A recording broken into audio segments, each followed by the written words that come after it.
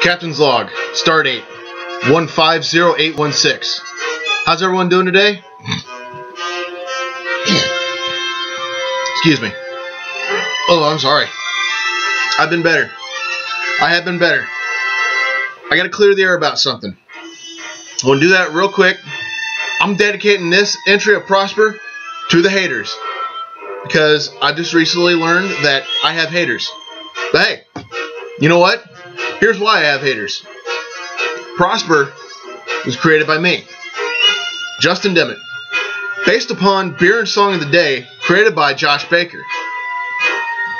According to Google, a spinoff is a byproduct or incidental result of a larger product. Prosper is a byproduct of Beer and Song of the Day. Now, you may be asking why I brought that up. Easy. I've recently been accused of ripping off Beer and Song of the Day. Well, let me put it this way. How can you rip something off when you have permission to use something? Like I said, Prosper, created by me, based off Beer and Song of the Day, which makes it a spinoff. Alright? Now, I mentioned I have haters. That's fine with me. I love the fact I have haters.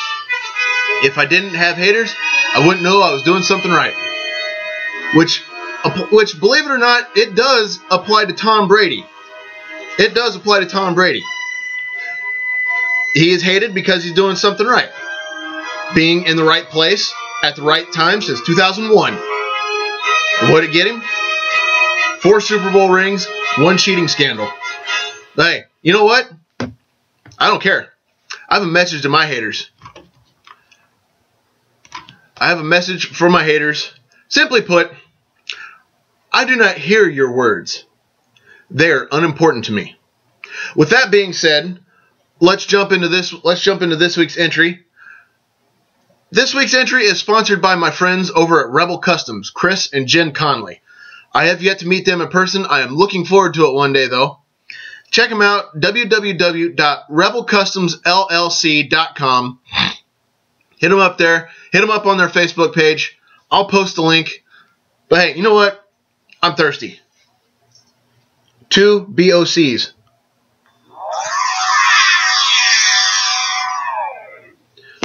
It's one of those days. Hopefully I don't need both, but hey, if I do, I do. My first BOC today, Shock TopBelgian White. I can't remember if I've had it on here before. It's 5.2% average. Hey, you know what? Let's do this the right way. Here we go. Enterprise bottle opener. Just like that. Pour it in a Das Boot because I feel like kicking some ass today.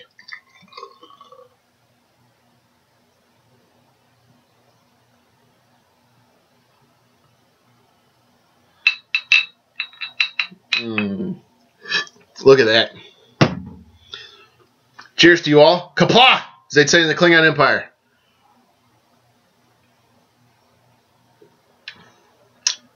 Not bad today. Ooh, that's helped me clear up a little bit. All right. You got to go into this thing the right way now. For my haters, birthday greetings for the week. And I do extend birthday greetings for the week because when you have friends scattered all across the world, it's hard to call them every day at the right time. It's a lot harder than it is when all your friends live across town. With that being said, first birthday greeting for the week, actually the first 2 are twins. One lives here, one's my neighbor. The other lives in Illinois. Or is it southern Wisconsin? I don't know. Amber Palmer Cruz and her sister, Trina Palmer. You two lovely ladies, I hope you had a wonderful birthday. I hope you celebrated well. I saw you all swap gifts. That is awesome. Happy birthday to you. I drink to the both of you.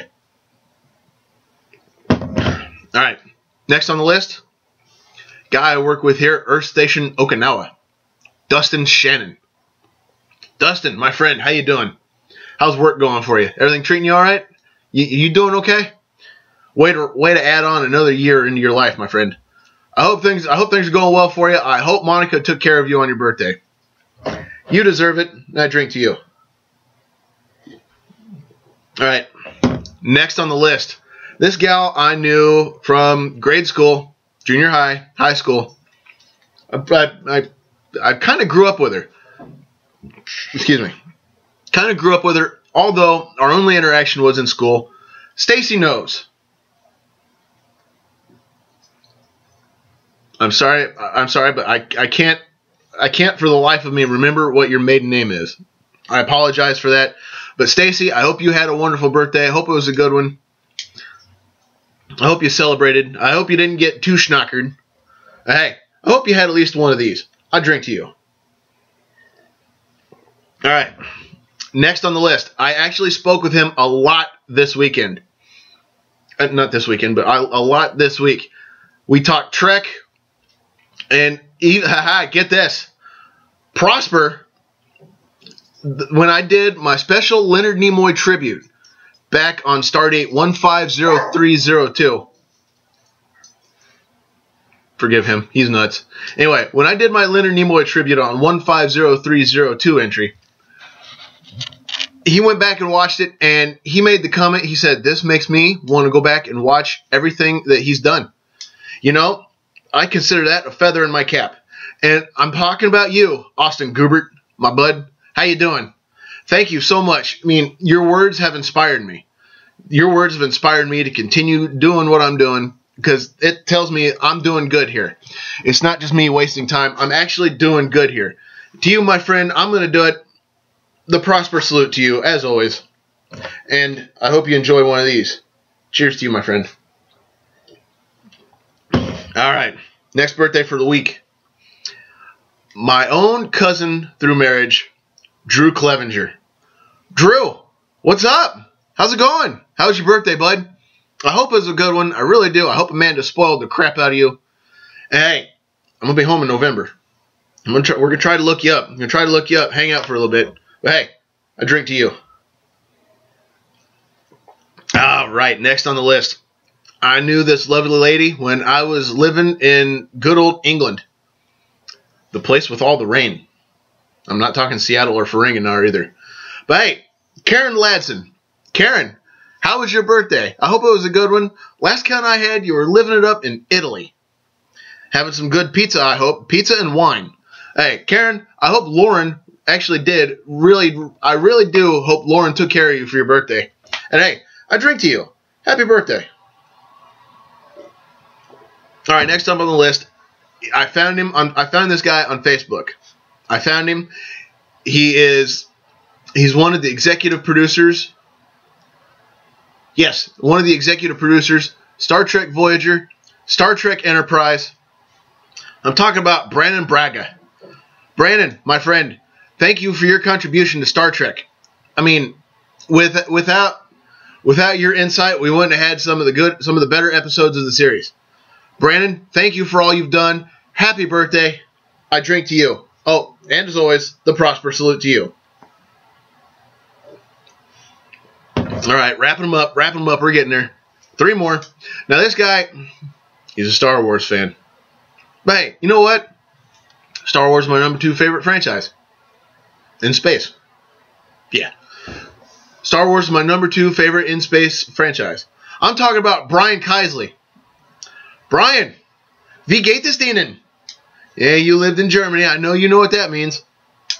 I'm doing all right. I hope you are too. I hope Jennifer took care of you. I really do. I hope you had a very prosperous birthday. And I drink. All right. Next up on the list. I knew him when we were in England together. He and I actually went to Bible camp together. I'm talking about Ray Moss. Ray, what's up? How's life treating you? I saw you're thinking about moving to Arkansas. They won't take you. You've got too many teeth. Oh wait, that's Alabama. I'm kidding. Anyway, hey, Ray, my friend, happy birthday to you. I hope you enjoyed it. I hope you celebrated well, and I hope you had at least one of these. All right, final birthday for the week. Guy I went to school with, knew him a long time. We were actually in, I want to say, what was family relations. We were in a family relations class together. We had to put on a fake wedding. He actually stood up with me as my best man. Yeah, that's it. I'm talking about you, Brad BC Katie. What's up, bud? Hey, I saw you've been doing some good work here coaching baseball. Congratulations to you, all the hard work you're doing. Congratulations. I hope things are going well for you. I hope you're doing okay. Hope you're living life to the fullest, and I hope you had at least one, maybe two of these on your birthday. I drink to you, my friend. All right, birthdays taken care of. Let's move on to some additional greetings, shall we? The first two I met on the Synthaholics podcast Facebook group. You two are dirty. All right, that's all I'm going to say. You two are dirty. I like that shit. I'm talking about Becky Holmquist and Amandalynn Crislip, I believe. If I butchered your name, Amandalynn, I am so sorry. But hey, you two lovely ladies, you're awesome. I've seen some of that shit you post. I like that shit. Don't stop. Just like Journey said, don't stop. Do not stop. Hey, to you, I'm gonna drink to you. All right, next on the list. This guy is a Tampa Bay fan. Tampa Bay Buccaneers. Good friend of mine, too, I knew in Germany. James Swiderski. Jim, what's up? How's life treating you? Still at Bible camp? Still doing good work? Oh, lost my pen. Still doing good work out there? I hope so. November 29th. Excuse me. Day that will live in infamy. The day that the Buccaneers will travel to Lucas Oil Stadium in an attempt to defeat my beloved Indianapolis Colts. And I am going to be at that game. I will be at that game. I am looking forward to it. I have never been to a football game. I'm psyched. I'm pumped. I'm ready to rock and or roll. I'm ready to make it so. Just need November to get here. But hey, Jim, here's to you, my friend. All right, next on the list. Guy I work with here, Earth Station Okinawa, Mike Ward. Mike, I hope you finally managed to get through the cage, my friend. I really do. You were telling me you only watched about half of it, but hey, I can only watch about half of it sometimes too. Don't feel bad. You know what? Hit me up later this week. I will be more than happy to give you a list of some Star Trek episodes that anybody that at least wants to try it should watch. A list that it's honestly a list of my personal favorite, and it's also a list that I think if you're going to try it, these are the ones you need to watch. These are going to make the best opinion. But yeah, Mike, hit me up, my friend. All right, and last but not least, for this week, rounding off my greetings for the week, Amanda Miller. I knew her here at Earth Station Okinawa as Amanda Bowers. Amanda, it was good talking to you earlier today. I'm glad you're doing okay. Hey, remember how I said I was gonna be home in November? Well, I'll let you know where I'm gonna. I'll let you know a good place where you can find each other. A good place and a good time. In the meantime, keep on keeping on. All right. Additional greetings extended.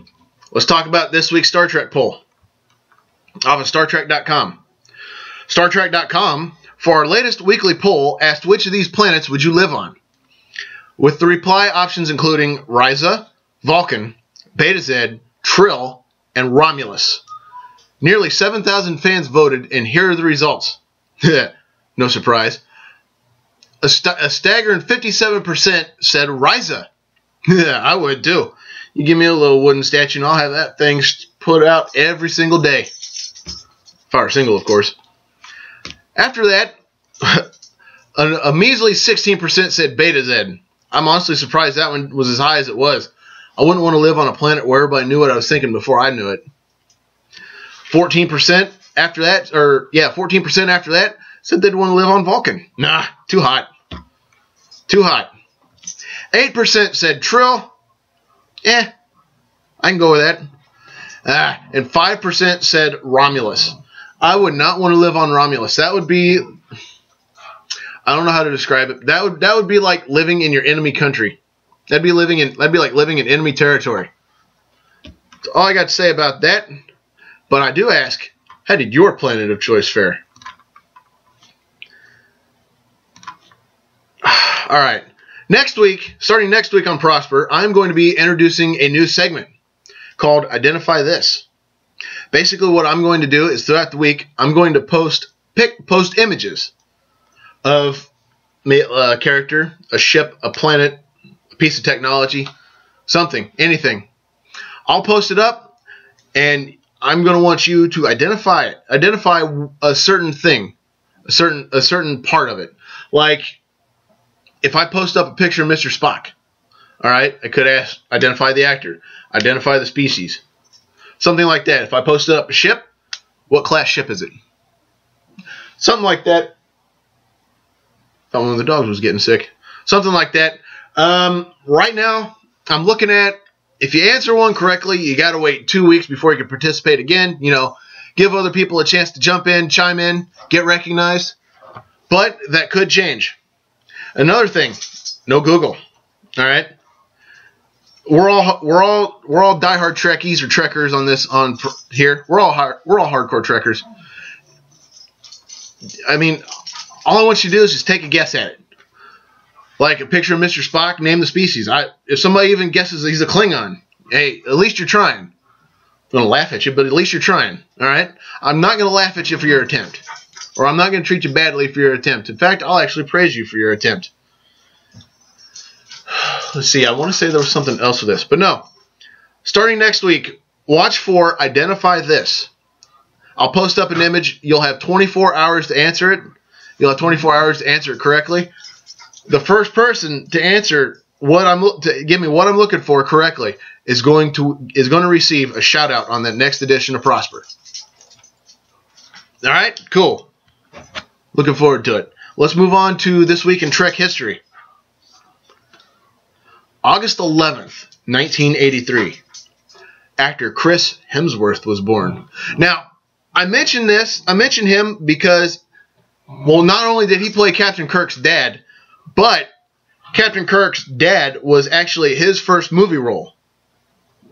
Actor Chris Hemsworth, you know him as Thor. Trek fans know him as George Samuel Kirk. All right? He turned 32. And I don't have many this week, believe it or not. The last event of note in Trek history, August 12th, 1956, actor Bruce Greenwood was born. He played the reboot Christopher Pike in Star Trek and Star Trek Into the Darkness. Turned 59. Chris Hemsworth turned 32 this year. Hey, that deserves a drink. All right. Trek history. Done. We're ready to go into the databanks. This week's entry, the deadly years. The Enterprise discovers a colony full of rapidly aging scientists. Whatever caused the rapid aging afflicts the ship's landing party as well. Kirk, Spock, McCoy, and Scotty are shocked to discover they are aging decades each day and will soon die unless a cure can be found. Excuse me. The unaffected Chekhov may be their only hope for survival. Ooh. Let's go behind the scenes, shall we? Bantam Books published a series of novelizations called Photo Novels, which took photographic stills from actual episodes and arranged word balloons and text over them to create a comic book formatted story. The 11th installment was an adaptation of this episode. Dr. Wallace's costume was made from drapes. Hang on. Come here. Come here. Oh! I got Lucky up here. Say hi, Lucky. Say hi to everybody. Daddy won't play with me. Sorry, dude. Give me a few minutes. Oh, you want up here too? Oh, sorry. Got Windsor up here too. Daddy, why won't you cuddle with me? Oh, I will. I've been cuddling with you all day. What are you talking about? Give me a little bit of time, okay? I'm done. Good boys. Good boys. Lucky and Windsor Dimmitt, ladies and gentlemen. All right. Oversized uniform shirts were specifically constructed for this episode, so the characters would appear to be shrinking as they aged. Because, hey, you get older, you get smaller. This is the truth. In this episode, Kirk makes a reference to the fictional Corbomite device. which he first described in the Corbomite maneuver.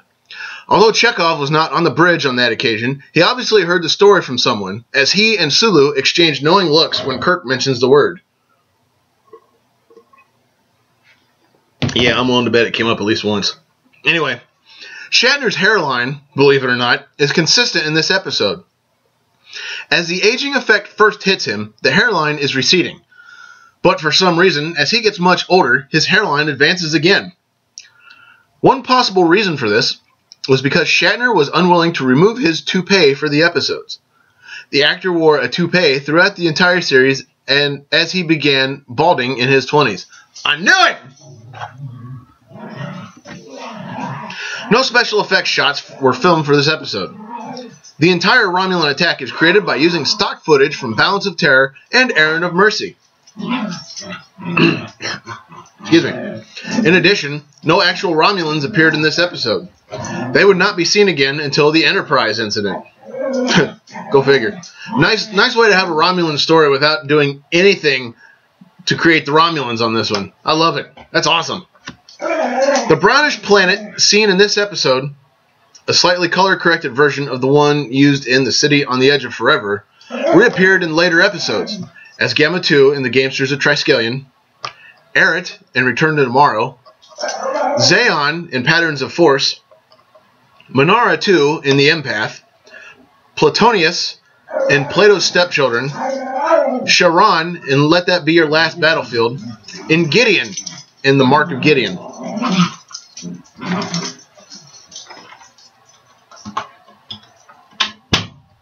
Let them play. Ariel Shaw's line from Court Martial about how long it has been since she's seen Kirk is recycled by Janet Wallace in this segment. Well, at least you're running into your babes evenly spaced again. Nothing wrong with that. The script, this would have been neat. The script called for the aged Kirk to run from sickbay to the bridge and gradually grow younger until he arrived. Director Joe Pevney told Alan Asherman in the Star Trek The Interview book, the slow speech patterns and actions of the aging Enterprise personnel were making the episode run long. So Kirk's reverse aging scenes were cut. However, the aging scene from older to younger would be used in the Next Generation episode, Too Short a Season, on Admiral Mark Jameson, and in the Next Generation episode Man of the People, involving Troy and Vess Alcar. Ironically, in a 1971 Mission Impossible episode, Encore, Shatner guest starred as an elderly gangster who thinks he's a younger man in 1937, and who at the end changes from a young man to an old man again. Wow, Mission Impossible? That's crazy. You'd think something like that would have come from maybe The Outer Limits. I digress. When Spock questions Uhura during the competency hearing, he twice clearly refers to Uhura's having signed her initials, note the plural, on a document. Lieutenant Uhura was never given a first name during the entire run of the series, which at the time led some to believe she may have only had the single name Uhura. However, this episode established that, due to having more than one initial, she must also have had a name other than Uhura. It is not revealed until Star Trek 2009 that her first name was Nyota. At least canonically, if you call the JJ verse canon. Alright, tangent. Let's get back on course. This episode was produced in early August 1967. Kirk's age, 34 years old, is established in this episode. The proximity of the Gamma Hydra sector to the Romulan neutral zone in this episode is repeated in the opening scene of Star Trek II: The Wrath of Khan. When the Enterprise supposedly violates the zone while patrolling the sector. However, in the movie, it is the Klingons who attack. That's weird. Yeah, whatever. In The World of Star Trek, 3rd edition, page 73, William Shatner relates that he endured an excruciating makeup session for this episode, all for nothing. Because the shooting day was just about to end. The producers caught his exasperation in a famous blooper, wherein he declares, "Bob Justman, I'm going home now, after spending 3 hours putting this boop boop makeup back on, and it's your fault." That's funny. According to Walter Koenig, Joe Pavney wanted to shoot a close-up of Chekhov's eyes as he sees the aged, dead body in surprise. However, Koenig blinked each time it was tried, and it took 15 takes to get it right. However, it's not the finished episode, probably deemed unsuitable. Koenig also felt that Chekhov seemed younger in this episode than in any other,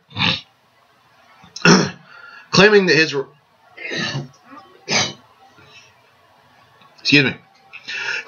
reaction upon discovering the corpse in the teaser was more like the reaction of a 15-year-old than that of a Starfleet officer who had sat on the bridge of the Enterprise. Hey, you know what? Chekhov was an ensign at that point. His first space duty, he didn't even have a year under his belt. Well, he hadn't even been on the show a year. That's why I say he didn't have a year under his belt. Cut him some slack. Come on. The end credits of this episode include a makeup test shot of William Blackburn as a Tellarite. He discusses his experience in an interview on the remastered 2nd edition DVD collection of the series, issued by Paramount as CBS Home Video. The last shot of the episode is lifted from Amok Time. Note the wig there on Walter Koenig, which he didn't have on for the entire episode. Dr. Janet Wallace's reason for being aboard the Enterprise is never revealed. She's just there in Act 1, and her expertise as an endocrinologist later turns out to be fortuitous.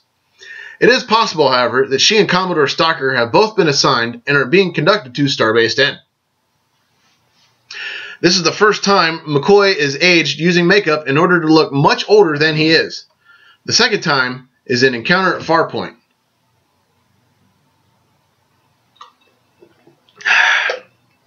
It is interesting to note how similar both aged McCoys look. It's true. He's right, you know.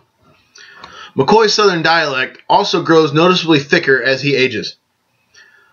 One memorable outtake features Beverly Washburn getting stuck on a line before blurting out, "I feel like hell!"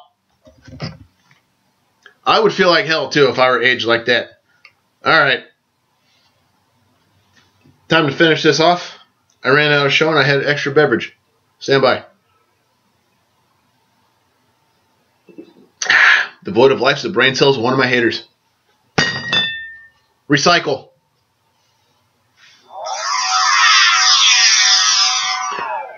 Well, ladies and gentlemen, that's all I've got for you for this week. Thank you for giving me the last half hour of your time. I know how valuable it can be, and I wish to thank you for giving it to me. Ladies and gentlemen, it's time to make like the Enterprise and warp out. Everybody take care. Have an awesome night or day. Don't do anything I wouldn't do, and if you do, name it after me. Don't drink and drive because, well, you might kill yourself, or you might hurt yourself. Or excuse me, no. I am so messed up right now. I'm not feeling well today. Don't drink and drive because you might spill your drink, but more importantly, you might kill yourself or somebody else. Drinking and driving is dumber than being a Sequest fan. And what's dumber than that is rooting for cheating bastards like Tom. Giselle won't let me go to the Pro Bowl, and my entire career was being at the right place at the right time. Brady, men slapping women, racism, animal abuse, fake friends, people who watch on bets, anyone who is a member of, supports, or defends ISIS or the Westboro Baptist Church, who tried to picket Leonard Nimoy's funeral but couldn't get it done. Things like that are highly illogical, and I will not make time for them. Ladies and gentlemen, our favorite Vulcan said it before, and I'm going to say it again. Live long and prosper.